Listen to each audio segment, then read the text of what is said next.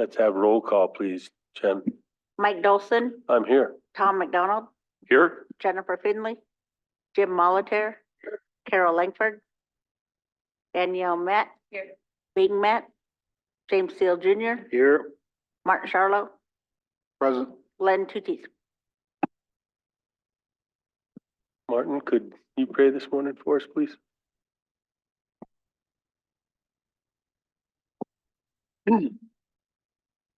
Thank you, Mr. Chair, Council. Creator, today I ask for thanks for the weather that we've been getting, a little bit of moisture, hopefully snow up in the mountains.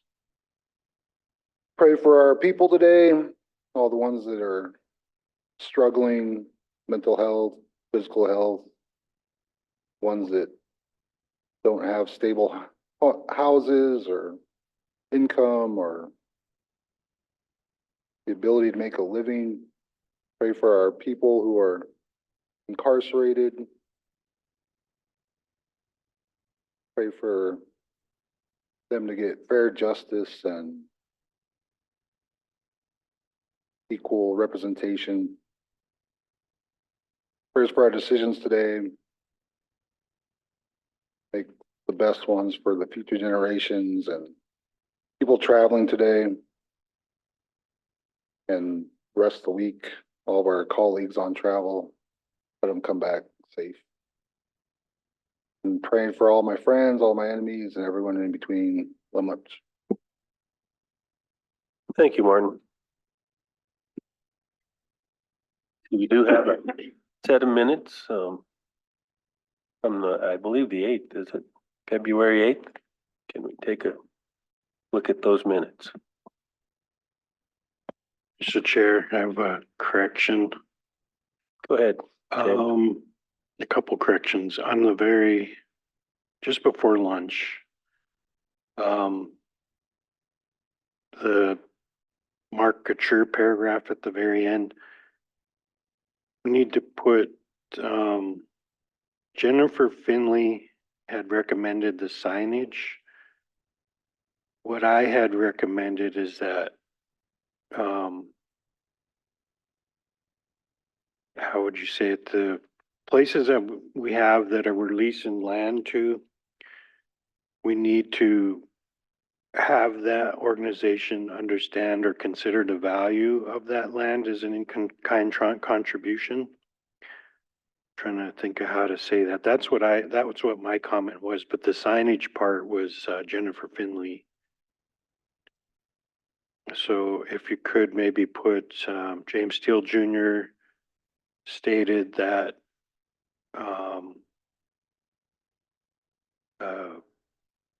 yeah, I'm trying to think how to word that, but maybe I'll work on that and get that to you. The next one is the next paragraph, Jim Taylor paragraph.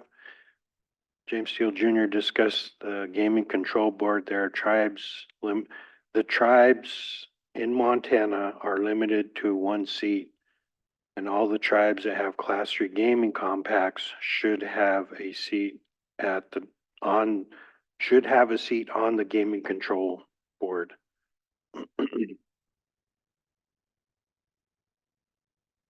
I'll think on wording on that previous one. Tom? Yeah, thank you, Mr. Chair. Abby, on the very first item, Tom McDonald discussed an opportunity for someone to attend an opportunity to get some energy funding. You just changed that, discussed an opportunity for someone to attend the energy conference to get some energy funding might work better. Thank you. Thank you, Tom. Any other corrections?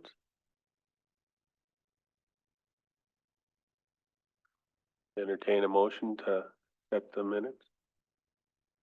Motion by Jimmy, second by Tom. All in favor? We got 2, 4, 6, 4, and I abstain. I was gone. What? I was only there for like an hour, so Can't read. You're okaying that hour then, huh? There you go. We do have an agenda. If we'll take a quick look at the agenda. Items, One item. Tom? Anybody else? James has a couple. Danielle? Martin? And we did have one walk in, and I understand Ruth has the story, so Ruth? Jen? And we have a couple SKC students that are just watching for their class with Ginger Morjo. You, well, welcome. And, my understanding that as the students come and observe, they introduce themselves. So I'll give you a chance to do that here in a minute.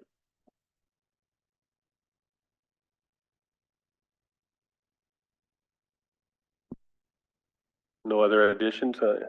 I'd look for a motion.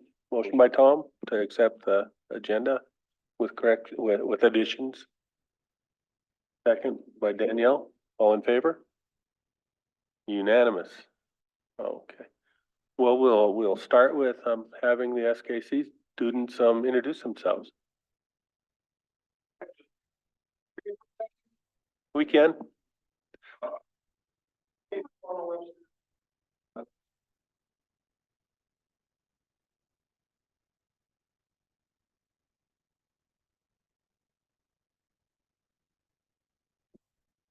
This one? Hello, Caden Foreman Webster, student at SKC.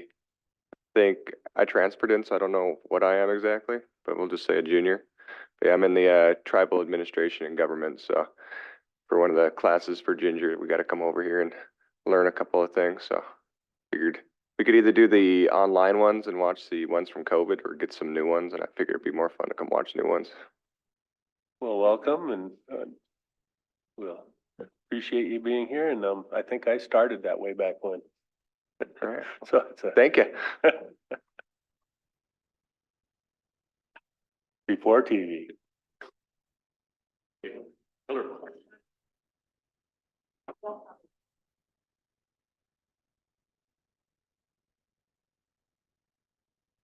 Ruthie? The other lady? Introduce yourself. All right, good morning. So Mr. William Brad Enos visited with me. His questions are concerning the Salazar settlement dollars. And I believe he was referencing, from what I could gauge from our conversation, dollars that have been appropriated for the water rights settlement. So I was trying to pull up some documents to refresh myself on those topics. So in essence, he's concerned about the council's actions, principally on Salazar, their authority and action to expend the money. And then his understanding or his belief that some portion of the water rights settlement was also needing to be clarified. So I did what I could to just sort of cover the basic information there, and he felt like he could just leave that with me to present in his behalf. Just to refresh you all, I did do kind of a summary of the Salazar settlement, and I intended that for council to have kind of a quick study piece, because many of you were not on council in 2012. So you may not be entirely up to speed on what all those actions were, but it just simply summates, you know, when the settlement was issued and on all the actions taken since then to appropriate the dollars that were paid. I don't know if it was just like emailed to you, but I can send that out again. You can just kind of keep it in a handy place for yourself. Greg Spar also has that, so at any time. I think I intended for him to have that most of all, just so he could be ready for that whenever the questions arose. As far as like current status of the actual funds, I'd have to get that information, like to know what the principal balance is right now. And any other more current information if you should need that. We do bring it up when we get into budget development because it goes to the funds available. Dedicated trust is what the funds are in now. That was done back in starting to date myself, 2013 or 2014. So we no longer refer to it as any Salazar. There's no recording in our financial system that says Salazar. That was the name of the trust settlement. So dedicated trust is the one that we have a special requirement on that council has adopted on the expenditure of the funds. Requires a supermajority, which is 8 or more of the council voting in favor of any action to take on current principal or otherwise funds that are available. So in a nutshell. Follow up, Mr. Chair. Go ahead, James. And it's the tribe's version of the Cobell case. Correct. Yeah, it was just like settled just as I was exiting the scene. Mhm. But yeah, it's the tribe's version of the Cobell settlement is the way I always That straighten is- it out in my head. That is absolutely correct, Mr. Steele. So Cobell was class action for individual persons with trust assets, trust income. Salazar was initiated by first the Nez Perce tribe and others and joined in a class action and settlement tribal trust. There was actually a case in our own court where post-settlement, people did dispute the council's authority to choose what it did do. And that was held in court that the tribe had the absolute authority to do what it did. It was not compelled to pay any of the settlement in individual per capita. So I think that issue's settled. I don't know if there's an avenue above. I guess they could go to the tribal appeals court on that, but that was a dozen years ago. So I think, Mr. Anias is just concerned, the rights of the tribal citizens to the assets of the tribe. I think it's a very common interest and item of discussion all across. So I think the best we can do to communicate the facts, and as I said, that little piece that I wrote is just intended for that. So take with it what you will. Thank you, James, You and thank bet. you, Ruthie. Mhm. I remember those days fairly well, and everybody was invited to apply individually. I don't know if everybody did that, but I know I made those applications, and I think I got at least 3 different individual payments out of that process. That they weren't real large, but they were part of that litigation. So, I think I'll probably get together with you, Ruth, and maybe we should make something for the paper to explain the whole process. So, thank you.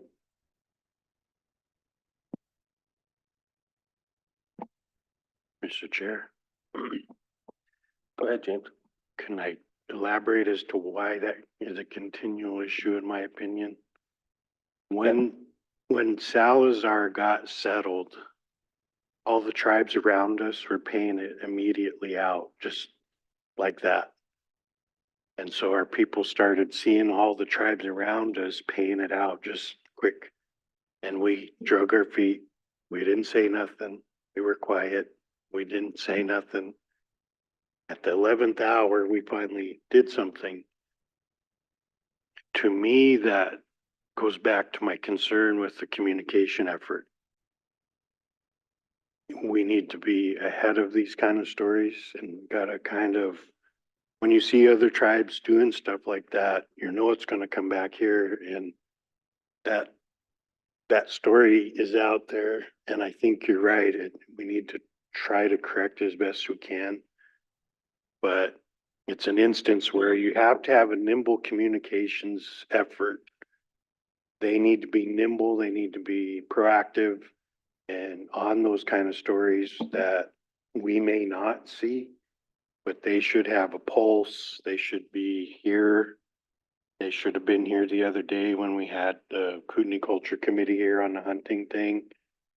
So anyway, just that's one of my PTSD things from being just a tribal member and having just got off council. I'm like, oh man, they're gonna get hit hard with that. Glad I'm not there. Well, the fact is that it was a settlement and part of it was targeted individually and individuals could apply for that, and I know I did. I hope others did. And then this portion of it was tribal money that was being settled for, and so the actual payment was to make whole the tribe after the mismanagement of funds, not to make individuals whole. And so those monies were tribal dollars, straight up. And so, um, yep. Let's see, Tom, you have an issue for Yeah, open? just, yep, I do for open session. Like brought this up before, but I was hoping that we would have a opportunity to have the credit committee come in and meet with council because I wanted to review the loan rates and, especially for tribal elders and low income people. So I just want to make sure that we, try to follow up with that. I just, find it a little bit difficult when we have someone that's maybe living on $500 a month in social security and then they have to, for some reason or other, get a short-term loan and that interest rate is pretty demanding on their finances. So that was my issue. Thank you.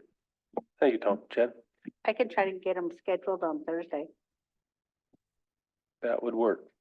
Appreciate it. You also had one other issue yesterday, the application for grant money for the two positions. Oh, yeah. Just wanted to officially get council's concurrence if they would so like to do so.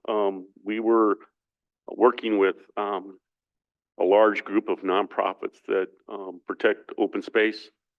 And, for various reasons, it might be for farming or ranching or fish and wildlife resources or just scenic values. And, we met with quite a few of them last summer, Martin and I and some of the staff here.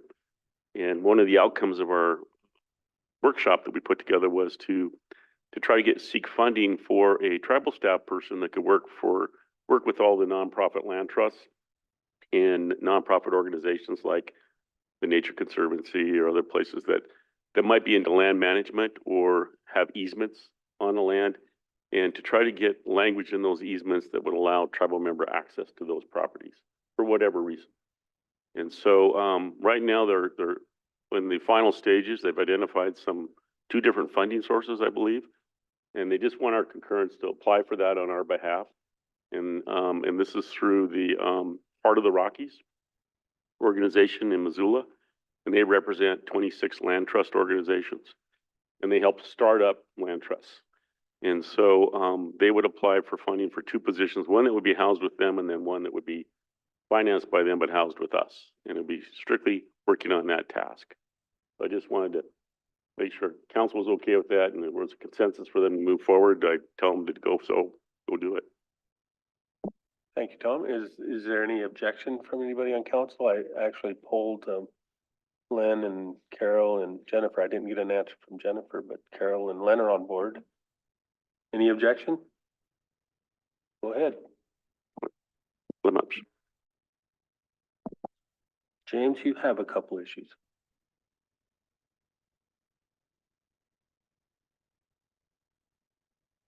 Okay, thanks, James. Danielle? Thank you, Mr. Chairman. Just to the tribal opioid response and the harm prevention, the addition that was added in August of 23 there, for the syringe exchange and the Narcan access. Those, I guess it's not been completed, and I wanted to see if we could make that push to get the dispensers actually out and accessible, and also the Narcan accessible down there the way the program was designed. Maybe looking for the chain that I'd go through to make sure this gets completed. Anybody got a suggestion? Go ahead and say that, James. Yeah, thank you, Mr. Chair. Kathy Ross is where you want to start. And we were working on trying to get one of the boxes put on, we were having trouble whether to put it on the outside the building or in the building. And that was kind of where we last stopped before I left there. So, but Kathy Ross is kind of the main person at Tribal Health on that. Okay, And thank her- you, James. I'll reach out to her because yeah, as of last Thursday, the dispensers are still in a back office. And Yeah, so even though it was rolled out in August, it hasn't been used at all. I think it was just, they were having a discussion as to where to put it. And they hadn't come to that conclusion yet. So, but her extension is 1417. Thank you. Yeah. Thank you, Danielle. Martin, you have an issue? Not really an issue, just kind of an update on where I was at last week. I attended the Western Montana Conservation Commission. It was held in Polson at Quatucknuck. I gave a welcome and a land acknowledgement, which I'm not a fan of, but appreciate them doing those. Just kind of like a regular commission meeting, but well, kind of a little history. This is a combination of two different commissions. And so this is only our second meeting, and so it's still getting to know each other. It's the Flathead Basin Commission and then the UC3. It was done by basically action within the Senate of the state, and so it wasn't received well by both either one, and so this is still kind of a combination of the two. So we're still getting to know each other and playing nice, and so kind of still doing our vision, bylaws, those type of things. So a lot of just kind of I don't know, just the nuts and bolts of our commission. The one not cool thing, but something we need to start thinking about is wastewater. Septic systems on Lake County are not, they don't know how many there are or where they're at. They're really not accounted for. And so we have a lot of aging systems here. And so the Flathead County has done a few things just to kind of look at treatment facilities and different things that they can do with that. A lot of the people, okay, I learned more about septic waste than I care to remember, but a lot of the places that pump either go and bring it to treatment facilities or they put it back into the ground, which is okay, but when you're doing millions of gallons of waste into an area, who knows if that's getting filtered out well enough. With pharmaceuticals and some of the other, call it bio waste, our waters are kind of really,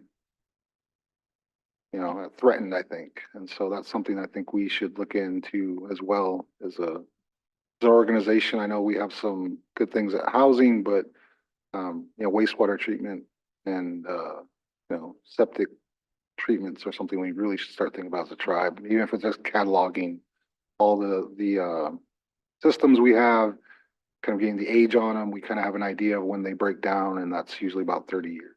So, and that's when they're well maintained. So who knows how many septics out there are leaking, and who actually knows they have them as well to maintain. And then I left early to come back down here. So thank you. Thank you, Martin. Any other thoughts on council questions? Well, we can move into our regular agenda, and we got tribal ed with Miranda and Mr. Cutler. Come on up.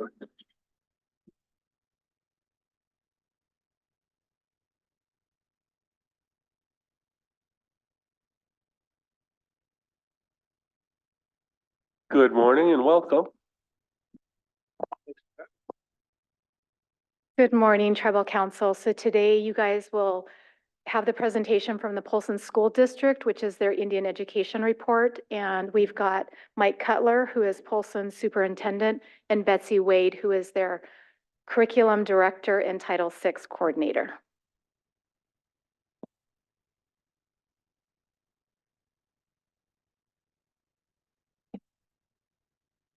I don't know that I think I'm pretty loud, so anyway, thanks for having us. Thanks for allowing us to present our tribal report to the council. This is my third time, so I enjoyed each and every other time, and so I'm looking forward to asking any or answering any questions that you all might have for us in our report and things that were going on. I have a few things that I want to maybe update you at the end of this report. So with that being said, if you turn to, I'm surely not going to insult your intelligence by reading this to you.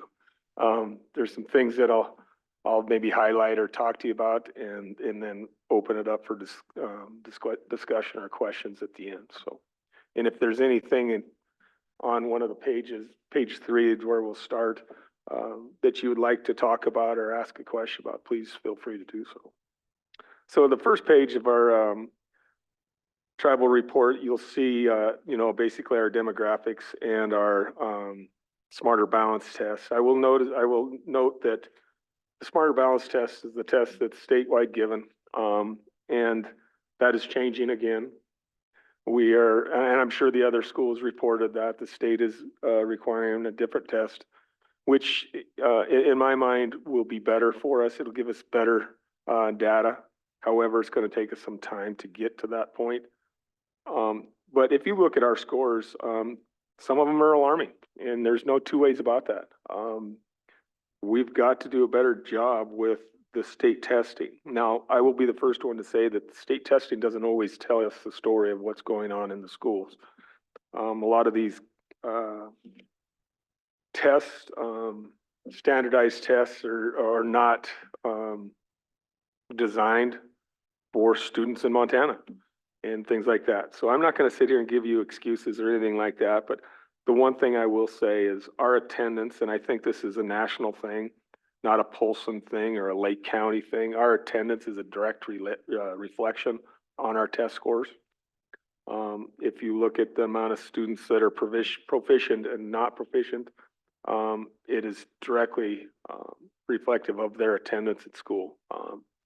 So we're not disguising our test scores. We're challenging our teachers and our staff to do better in these categories. But I will say that I think a lot of this will come if we can change the attendance atmosphere in our school. If you look at page 4, there's just more of our high school testing standards. And then page 5 is our attendance. And you might look at those and think, well, 90% isn't bad. Well, in actuality, 88%, it's not good. We need that to be in the 95 to 96. Basically what that says is on any given day, for example, if you look at the first grade there, Native Americans and all students, 86% are there. So that means 14% are gone.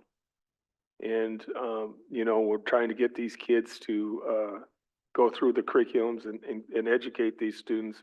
And some of them are gone 20, 30, 40, and even 50 school days.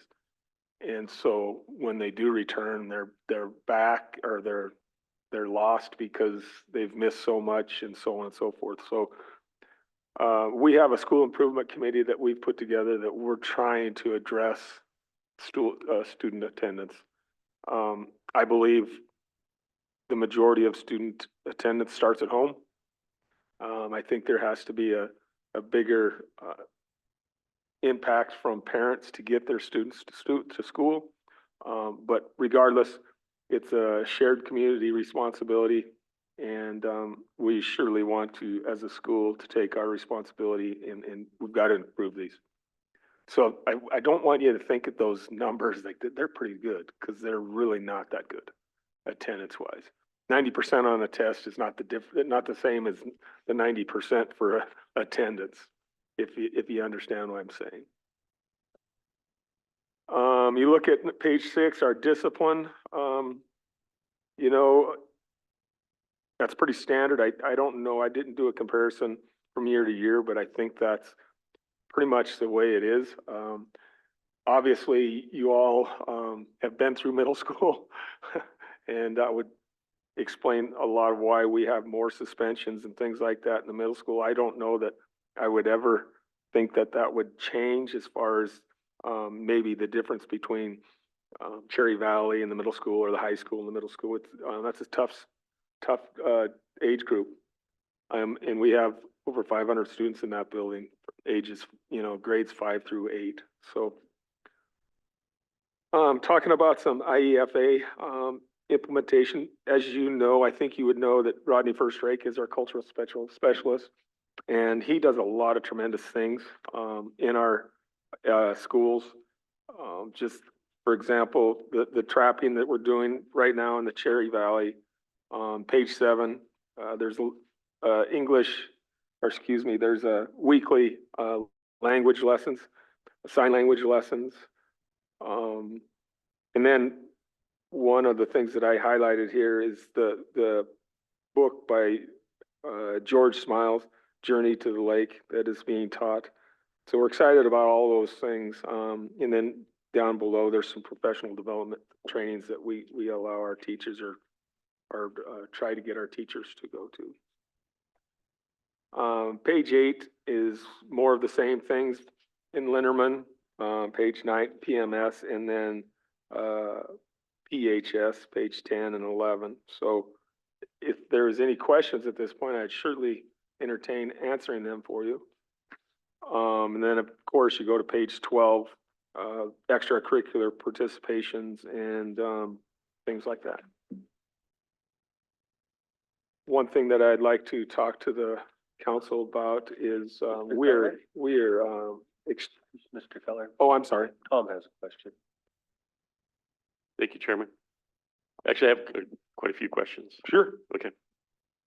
So, in the very beginning of your report, you talked about staffing. Staffing? Yeah. And you say that you have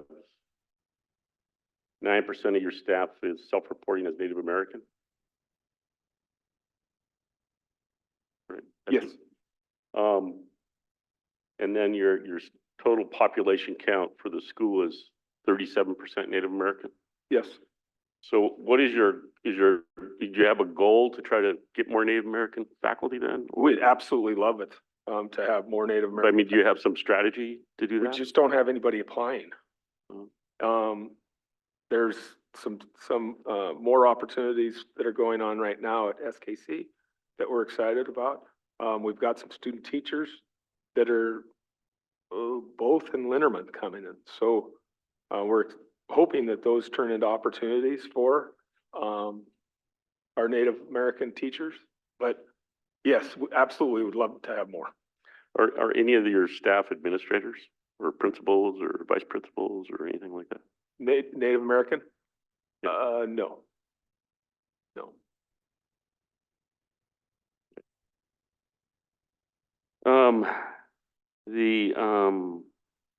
Are you participating in all the tribal education department activities or functions or things that they're providing? We're doing the best we can, for Okay. sure. That's one of my standard questions. Yeah. No, I can't sit here and tell you that, guarantee that we are, because there might be some that I'm not familiar with. Yeah. But we surely are not turning our nose to any of those opportunities. I noticed in your part of your stuff, have you been participating in the lake or river honorings? Go ahead. I didn't see your report on those, but they have, Miranda? Okay. Scheduled for river honoring, so I know that all schools on the reservation participate in their 4th and 5th grade going to river honoring. Okay. We haven't been too much involved with the lake honoring, so that I'm unaware of, but the river honoring, yes. Okay, that's good. Yeah, I know the lake honoring is for high school. Yeah. And so, yeah, we always struggle getting, the surrounding communities around Flathead Lake to participate in that. So, if there's not, I believe we did bring a group to that last year.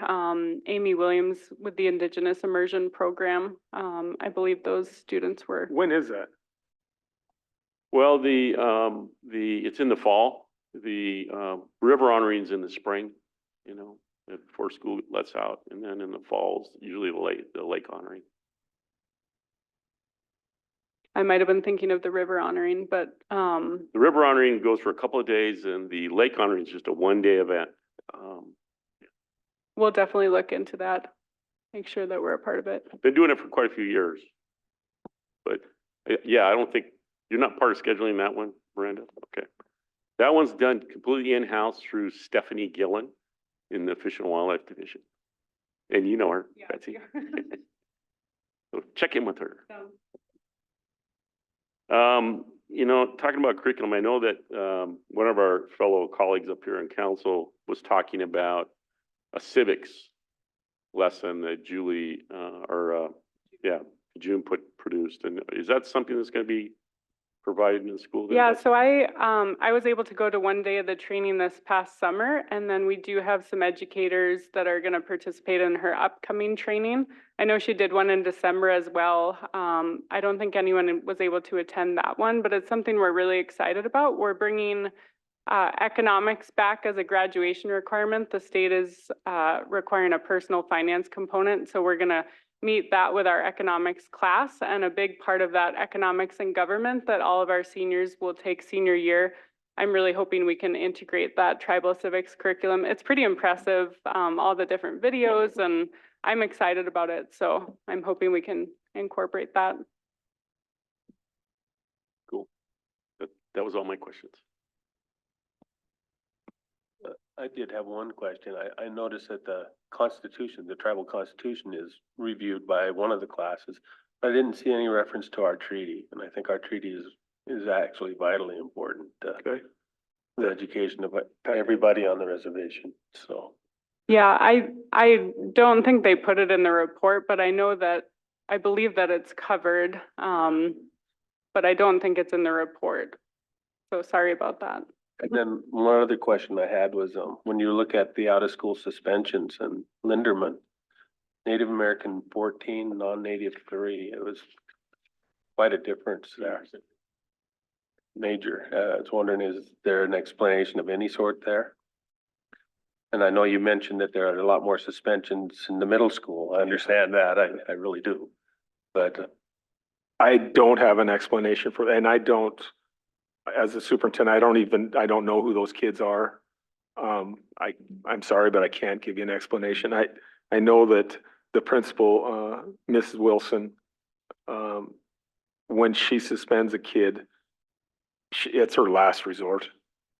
She's not someone that suspends a kid, kids as often, because she's really cognizant of attendance. So I'm sorry, but I don't have any explanation because I don't know those kids. possibly attendance issues. Well, I don't know that we wouldn't be suspending kids for attendance. However, there's that gray area where, we're wanting kids to be in school, right? But then they do some, get in trouble severely or whatever, then you kick them out. And is that we're making the attendance worse? And a lot of times it is. So there's always that juggling act, if you will, when you're a principal, when it comes to student discipline and attendance. I will say that there's a direct correlation between attendance and discipline, meaning a lot of our students that have poor attendance are also issues with discipline. Go ahead, Tom. Well, just to follow up on that one, is there a difference in demographics between the two grade schools? Is there more Native American students going to Linderman? I would say not. I think that 37% is pretty standard through all the schools. 38%. Yeah, that struck me too, and yeah, it's 80% of the total, which is higher than the other disciplinary things. I'm not familiar with any of those suspensions. None of those suspensions have been expulsions. They don't come through me. They don't go to the board. Those are in the school district, 3-day suspensions, 1-day suspension, things like that. Mr. Chair. Miranda, you were wanting to say something? And then James. Sorry, James. One of the things too, in talking with Carissa, who is our Polson advocate, is this would be one of the things too, in talking to her about, who was working really closely with Kristen right now for attendance, is that these would be families that we as tribal ed would want to try to work with prior to it getting to suspension too. The other thing we realized in a lot of our districts is vaping is happening amongst our elementary age kids. And depending on what steps, sometimes those are leading to some of the suspensions. So just a side note. Thank you, I Miranda. would say the majority of the middle school ones are that vaping in the bathrooms and things like that. Yeah. By the way, we're excited to have Carissa. You know, I just met her 2 weeks ago. And so we're very excited. Miranda's been fabulous, but Miranda's got all these hats to wear and all these things.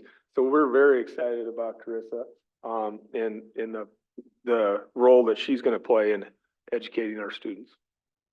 James? Yeah, thank you, Mr. Chairman. My question is about OPI. Last time I was on council a few years ago, I asked every single district that came in and superintendent, whomever. My understanding is, it's been a problem. Last time, every single superintendent or principal that came in here from every single district on the reservation answered this question in the negative. It's been a problem. The licensing and the teachers, that process has been a problem. The basic communication has been a problem. And some would elaborate, some wouldn't, some would just say it's not good. I see the current incumbent is now going to run for Congress. I do not wish that on the country or Montana, that person get elected to anything else. But anyway, my question is, what has Polson District's relationship been like with the Department of OPI, Office of Public Instruction? I'm not gonna disagree with anything you've said, so I'm sorry to report that. I personally, I can't sit here and tell you and speak for Polson District. I'm not a fan of OPI, never have been. It all starts with the leadership. It's been better at times, but this last, well, it was flat, she's crazy. And there's no two ways about it.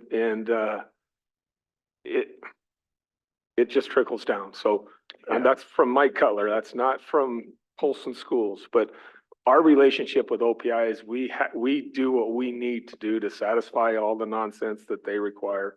And then, you know, it's gonna have to happen at the election box. Yeah, thank you for that answer. And the reason I asked that question, because if it's affecting you, they should be doing a service, making sure that you have all what you need in a proactive, good manner, that you have all what you need to take care of our students and our people and our young people. And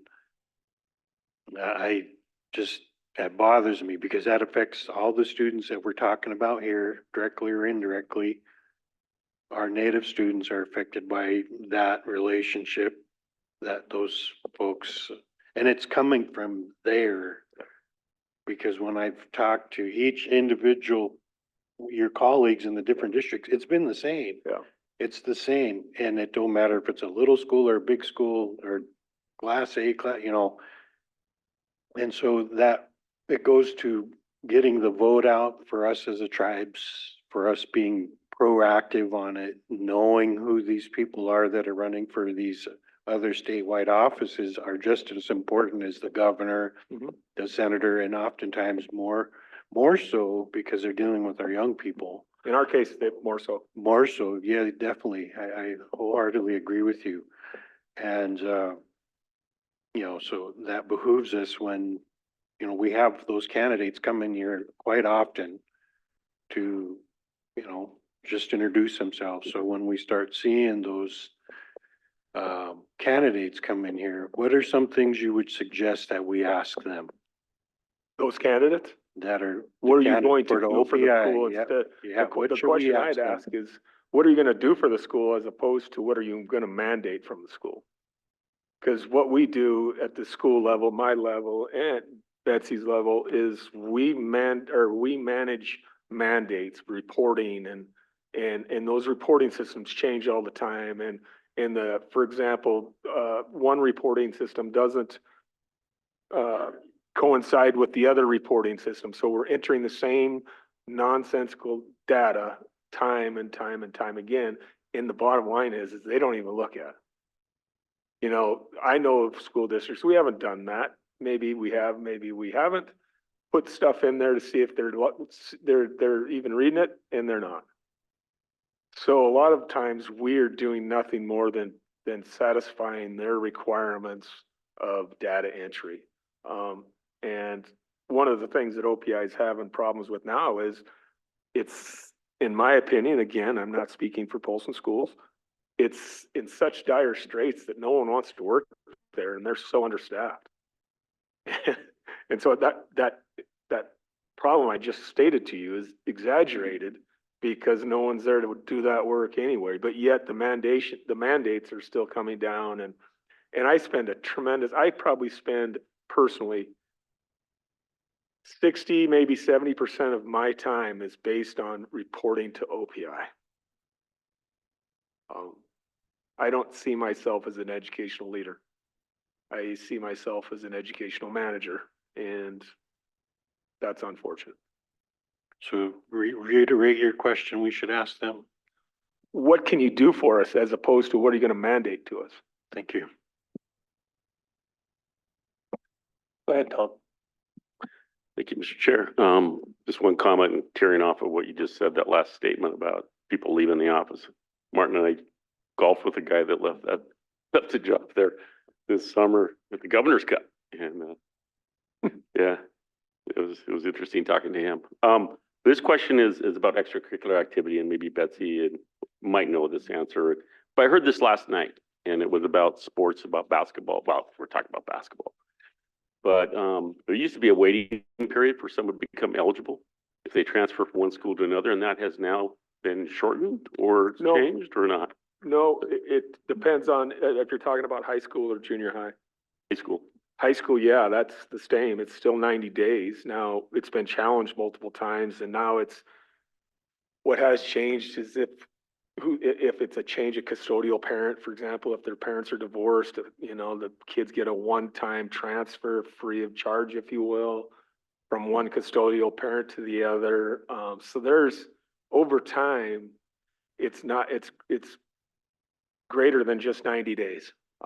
Back long ago when I first started administration 27, 28 years ago, it was 90 days regardless, right? And so now there's all these little loopholes. So in essence, it's not supposed to be any different, but there are these things that have changed. And I'm not gonna sit here and tell you that they haven't turned their, I was on the Montana School Boards, or excuse me, Montana High School Association president for 4 years.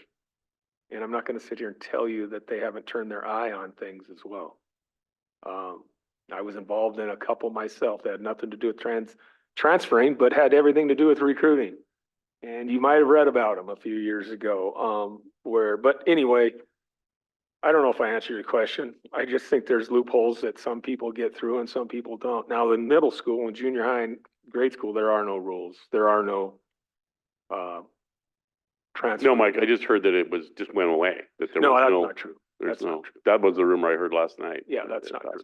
Okay. I think they might be talking about, the new policy that all the schools had to adopt about out-of-district students and how that money's gonna go from each district to the other. And Lake County superintendents all got together and we put a date on our out-of-district students of when they can apply and when they can't. And that legislation that Dr. Rexton kind of spearheaded,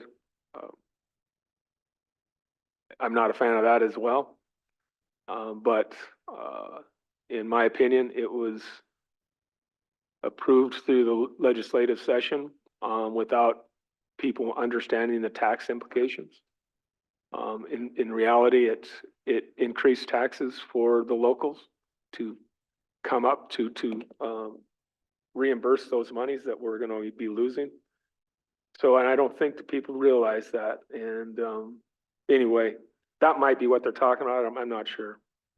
You're going to hear about some bellyaching about that next school year, next fall, when it comes to the out of district kids going here and there. I think it's going to cut it down significantly.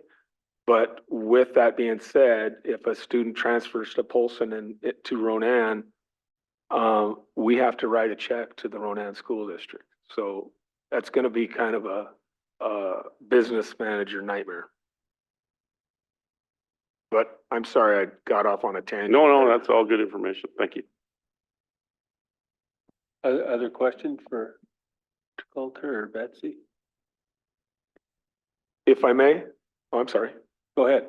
I got a couple things I just wanted to kind of update you on. We're very excited about our Character Strong program that Michelle's brought in. We're in our first year of that, and that is going pretty well. Again, I want to say thank you.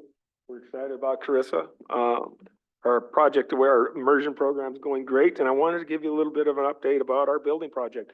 As you know, we passed that bond last spring, and building is underway.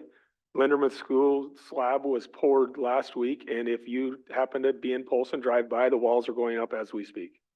So that's going to look real cool for a while, and like it's, a lot's getting done, and then it, as you know, building project, it looks like nothing's getting done. So the Linderman project is going really well. So is Cherry Valley. Cherry Valley is about 3 weeks behind. So what we are doing now in Linderman will be in 3 weeks. Cherry Valley will start the high school project, the high school edition next August, September is the time. And then of course the middle school cafeteria will be the last project. So projects are underway, they're going well. The weather has cooperated with us. So just want to give you an update on that. The other thing I wanted to update you or maybe notify you all, we have changed our calendar, our school calendar for next year because of the building. We're trying to give the contractors as much time as we can. So we're going to have a late start next fall. We won't start school till September 12th. We're adding 10 minutes to the day, and we're dropping some of our Wednesday half days and things like that. So that'll give the construction company a little bit more time to get those entrances to Linderman and Cherry Valley completed. And so just be aware of that. We'll be starting a couple weeks late next fall. With that, I have nothing else unless there's some questions. James? Yeah, I wanted to ask, you're still flying the tribal flags at all? Yes. Appropriate flagpoles? Yes. Thank you. I see them every day. I'd make the motion to accept the Polson School District's report. Motion by Martin to accept the Polson School District report, second by Tom. All in favor? Unanimous. Thank you. Thank you, Mike, folks. Betsy. Thank you for your having time. us. Have a great day. rest of your day. Zelda is on. Well, Belda and Janet are up. Thank you, Miranda. Chrissy.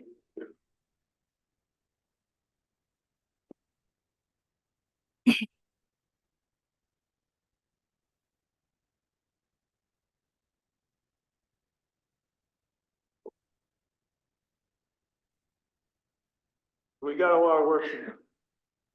Next couple of days.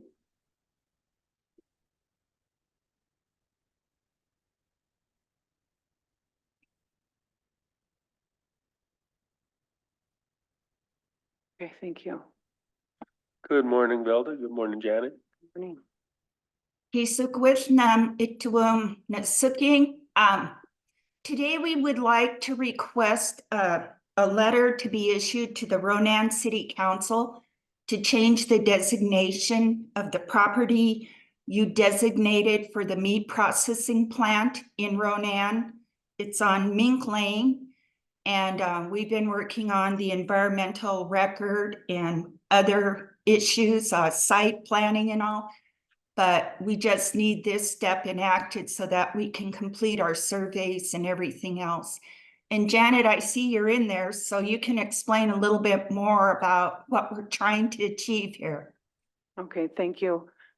So the property, when it was subdivided, when the tribes bought it, it was subdivided under an agricultural exemption, and that agricultural exemption has to be lifted from the subdivision review so that we can develop it and get a final survey on the property. So that's, if you have any questions on how that works. It's just it was fee land, and it was subdivided through a county process before it was annexed into this city. And because of that, that's why we have to go through this step. So we just need a letter from you, and the letter is on the, let's see, I'm gonna scroll to it. Martin? Thank you, Mr. Chair. Janet, did we get the grant? So we got the grant on if we meet several conditions by March 1st. So we sent a letter in saying that we're going to meet those conditions. There's a huge 15 pages worth of instructions for the environmental record. We're almost done with that. We're waiting for the biological assessment from wildlife, and then we'll turn all of that in. And then we are working through the budget and on the final survey of the property. We're going to survey out about 4 acres, 3 to 4 acres. And then we're working on our stormwater plan. So that's pretty much where we're at. We have almost all of the other conditions met, and there were quite a few. So fingers crossed. I mean, it's the document's not signed yet, but it could be between 6.5 and 7.5 million for this plant. So pretty exciting. Tom? Yeah, one question for Janet and Velda, but then I'll make the motion for the letter. But we had also, and I know there was a request in for putting the ditch in pipe. Yes. So, you know, is there any progress in that at all? So we met with FIP last week. They provided a letter to us. We got, submitted a special use permit request. They are waiting for the final engineering work for putting that ditch into pipe, but they've provided some information to us so our engineer can get going on that design. And so once they have the final design, then they'll issue the permit. But we found out from Dewar and from FIP that Dewar does not have any money or pipe to give us, which we initially thought they would. So as we're working through this budget with OISTA is the company that got the funding from the USDA, and they're divvying it out.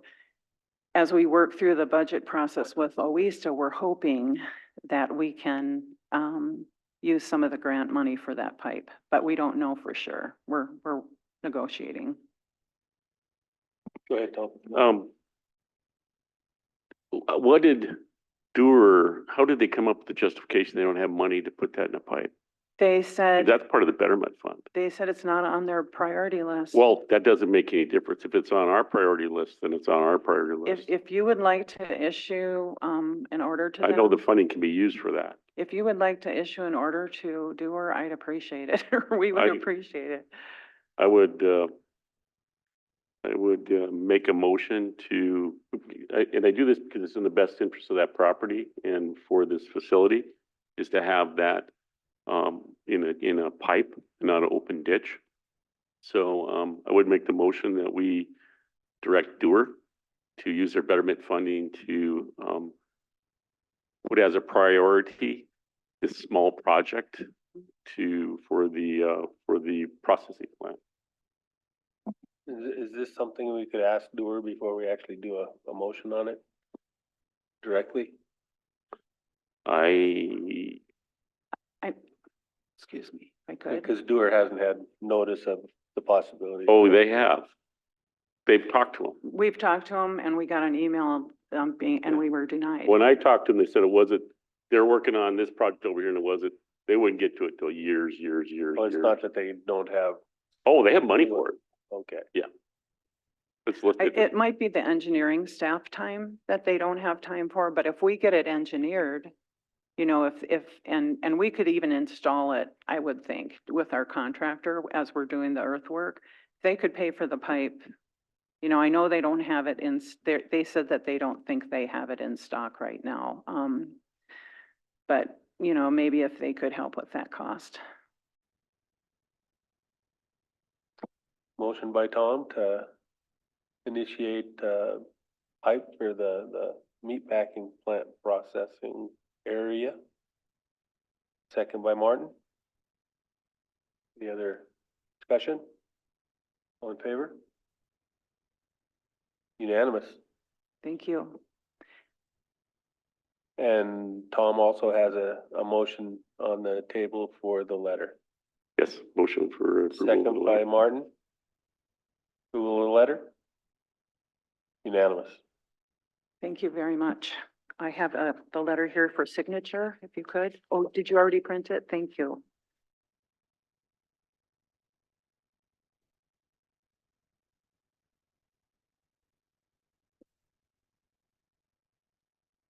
Great. That's all we had. Any other Thank you, Janet. questions? Thank you, Velda.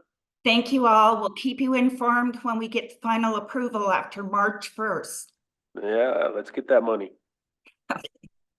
Have a great day, everybody. Later.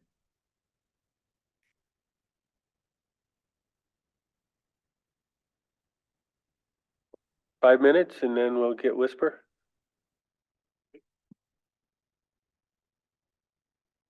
Well, good morning, ladies. We can start. I think Jim, you'll be right in. So go ahead. Okay, sounds good. Chesquex Pesia, thank you for having us this morning. Whisper Camel Means and Tasha Hubbard, or Tasha McDaniel. We're here to talk about the bison range. Tasha Hubbard will come up later.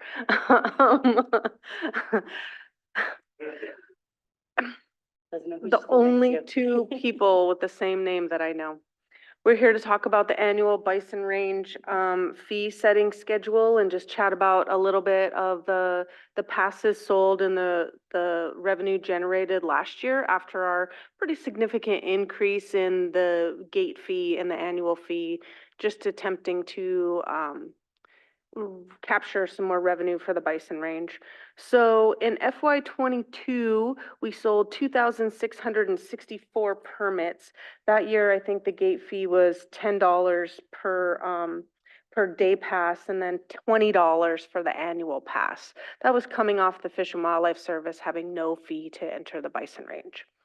In FY '23, we raised that to $20 for a day pass and $60 for an annual pass. We did see a decrease in the number of passes sold, but we did see an increase in the revenue generated. Tasha and I were chatting about that. She was thinking that maybe some of that 22,452 passes we sold in FY '22 may have had some correlation with the Yellowstone flooding and the people that were in the state looking for recreational activities and coming our way at that time. There could also be some residual from having just an increase. There were some complaints and grumbles from the public that they were never going to come back and recreate here again. They were mad about the fee increase, but other people gladly paid that fee. So we think that we're okay with keeping our day pass rate at $20 and our annual pass rate at $60. We're not sure how much the public will tolerate, and we want to just kind of sit where we're at for a little bit longer. Also, the speculation that the Ken Burns film might generate, probably, likely will generate some more interest in the bison range. And in the next couple of years, we may see more visitors because of that. The things that we are looking, oh, sorry, we're gonna go to page 19, please. That's where we were. I apologize for not saying that. The other thing that we are looking at, and I'll let Tasha talk a little bit about the guided commercial tour vehicles. She was doing some research on those and wanted to propose a different rate for commercial vehicles versus educational vehicles. Hesquas.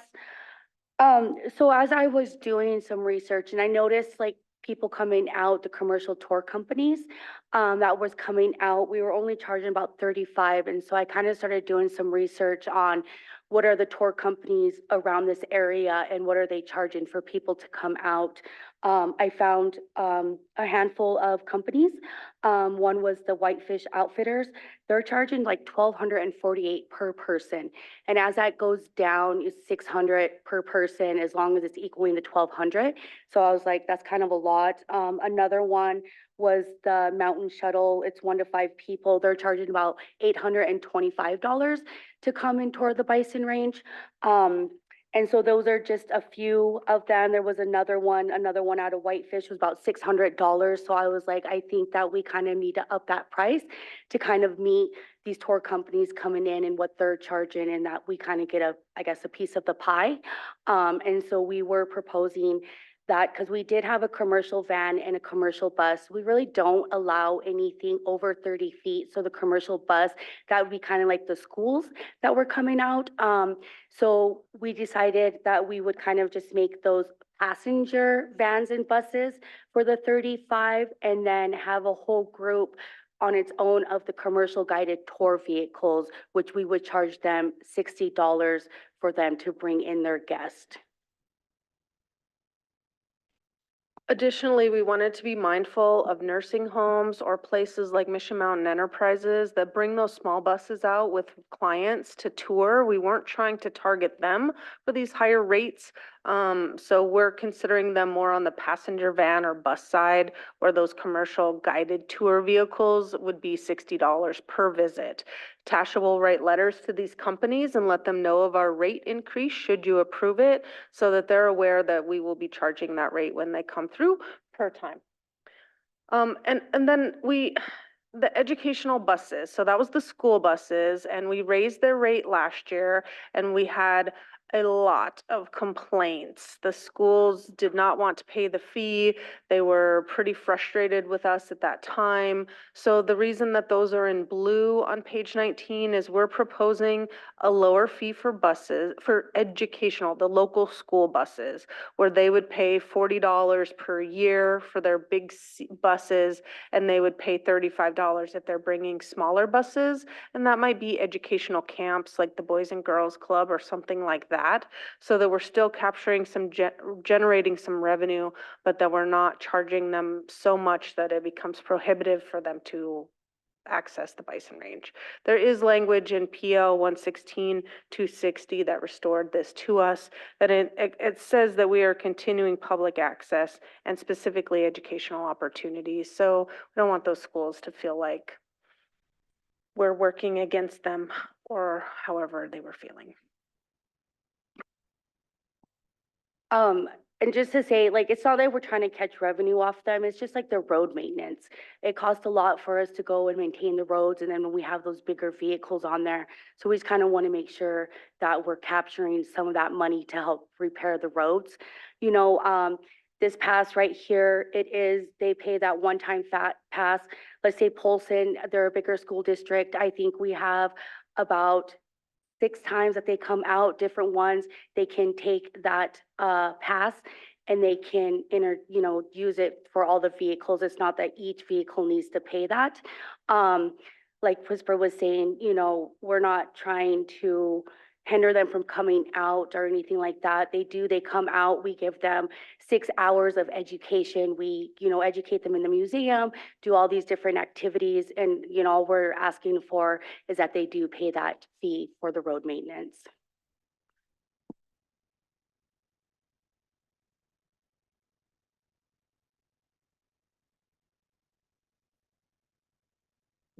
That will be a year from when they purchase it to when it expires. We had a lot of meetings about this one, trying to figure out how best to deal with this. So that is our proposal for those rates. If you have any questions.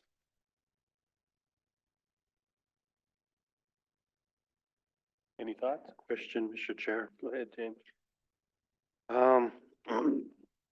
Tribal members from other tribes, particularly ones that have grown up here. I had a request from some of them. Can you consider a discount for tribal members from other tribes? So I brought it up. I said, I'll bring it up.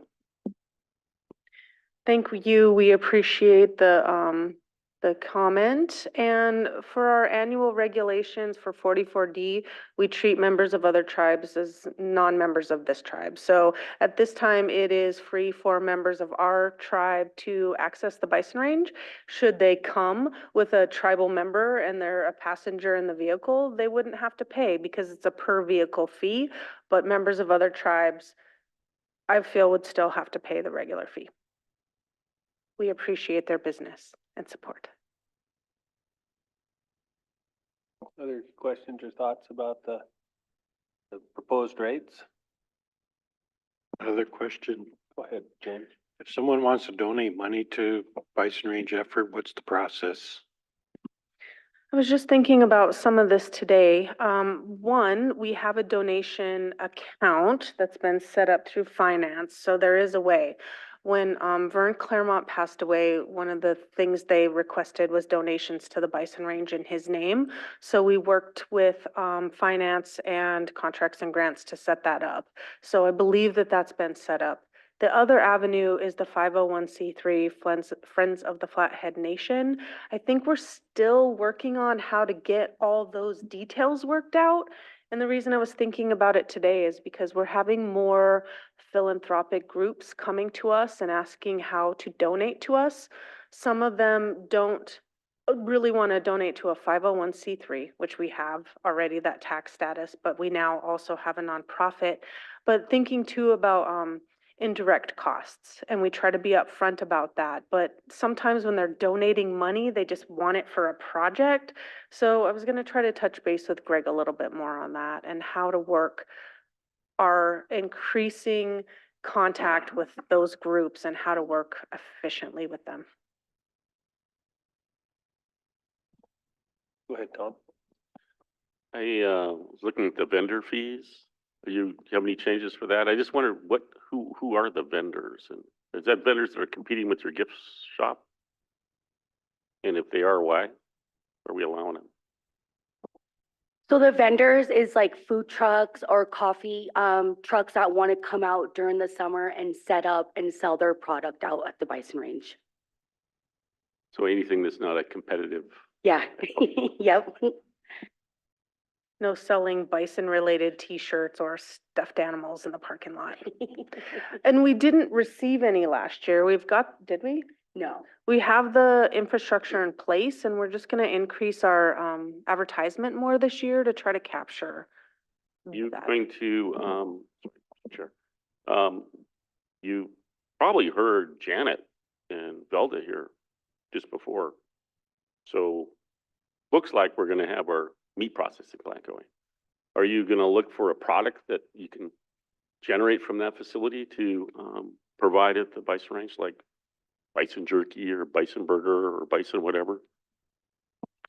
Yeah, I think that would be great because right now, so Clark Fork Meats, I actually get some beef sticks from them, beef and bison from them. If they, had some meat sticks, I would definitely buy from our tribal vendor. And then we also sell, it's through Sharky's, we have buffalo jerky that we do sell out there. But if a tribal member was to come and start producing those kinds of products, I would definitely go with the tribal member.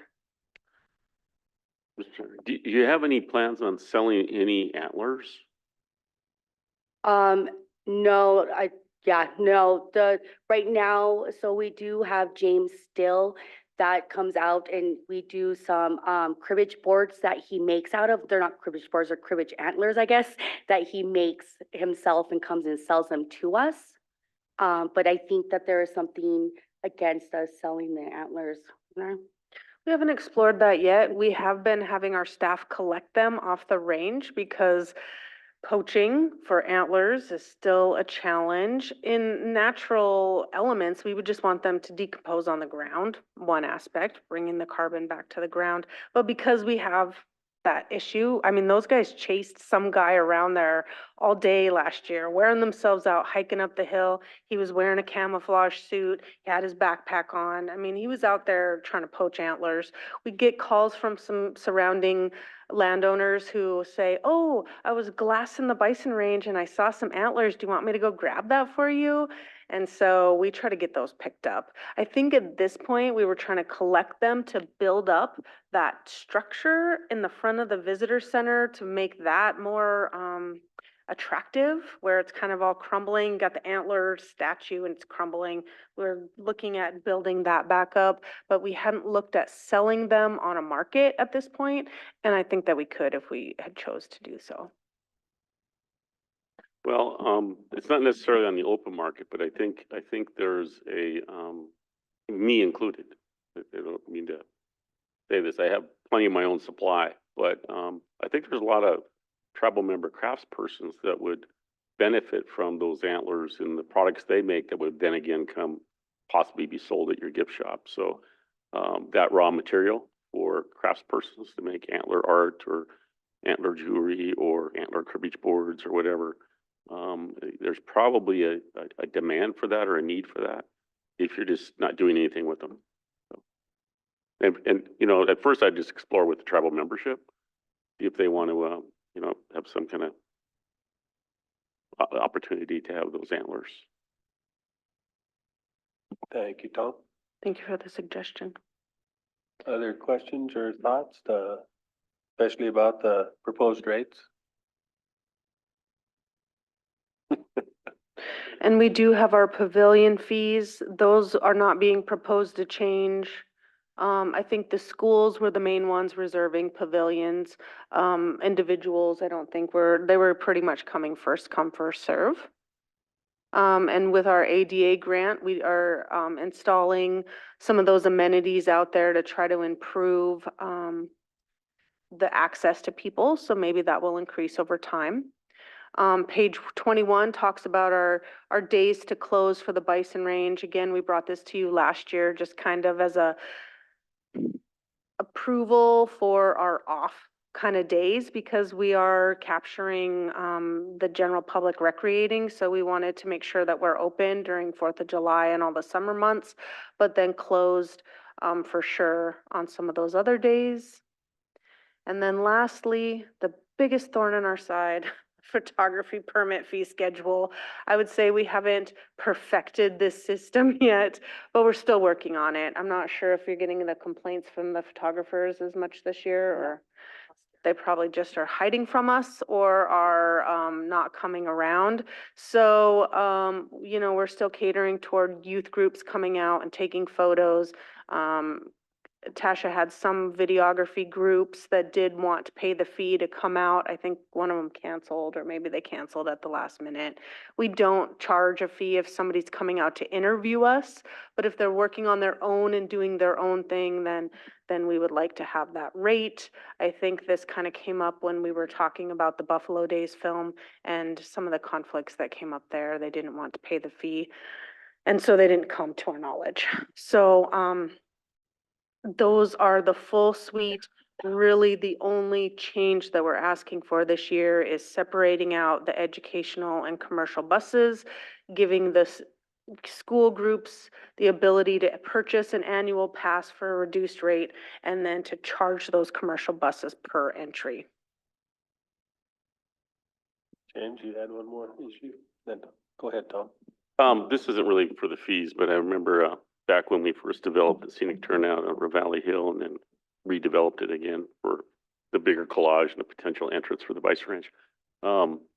We looked at those observation site binoculars, the coin operated ones. Have you guys looked at those at all? I mean, back then when we first looked at them, Freddie, Matt and I, it was worthy of doing at Valley Hill. But I think it would even be more worthy of doing up on that promenade up on the Red Sleep Drive. I don't know what they cost, but they sure are popular everywhere I go. Anyway, just a note. Yeah, we've definitely talked about it. We would like one down at the visitor center to kind of look at the missions, and then one on top of Red Sleep Drive, because I think it would be pretty amazing to have up there. That will be something that I look into. I haven't looked to see how much they do cost. And then we do kind of got to look at, because the bison love to rub on everything, of what that structure would look like, putting that up there on top of Red Sleep. We certainly know what the elk like to rub on. And then also we have the electric car that we are trying to, so people that come in either on a motorcycle or if they have a big RV, that we can provide them renting one of the cars from us to be able to take the drive, or if they just didn't want to take their big vehicle on the drive. So that's something that we were looking into. I know a few months ago, Whisper had reached out to find out what the insurance would look like and what that would look like to be able to rent out those cars. And then that's just for the cars. I know kind of in the future too, of getting a passenger van that we drive, that maybe we have somebody that gives commentary, that gives a little bit of history about the place, and that we can do kind of like these guys that are having those commercial tours come there, and that we're telling our story from us and they're getting the right story, and we can take them on to the drive as well. So that's something that we're looking into also.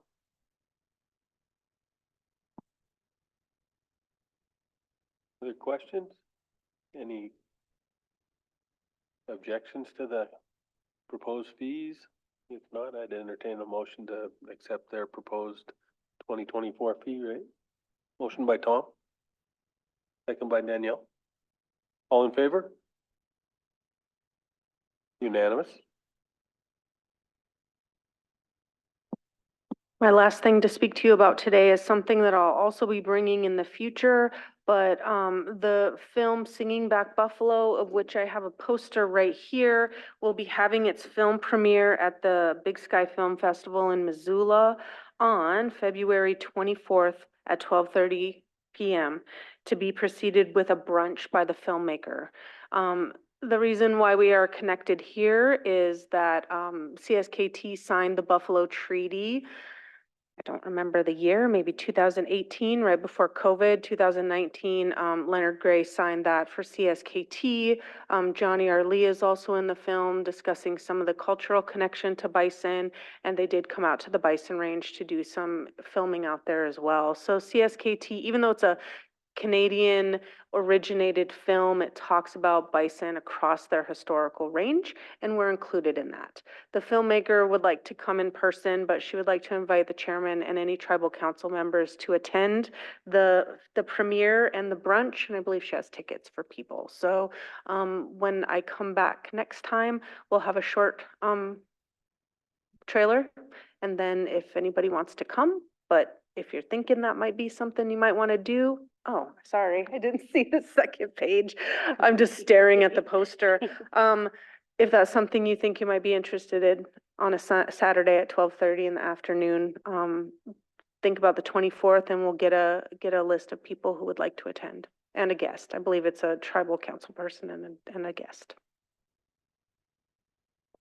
Thank you, Ms. Burke. And I'm here to answer any other Yeah. questions if you have them. Questions?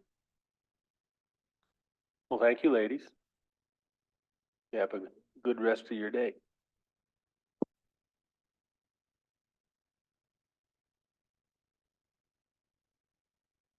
Lynn is up next and she wants executive. We'll go out of regular into executive. Morning, Lynn. Morning, Rusty.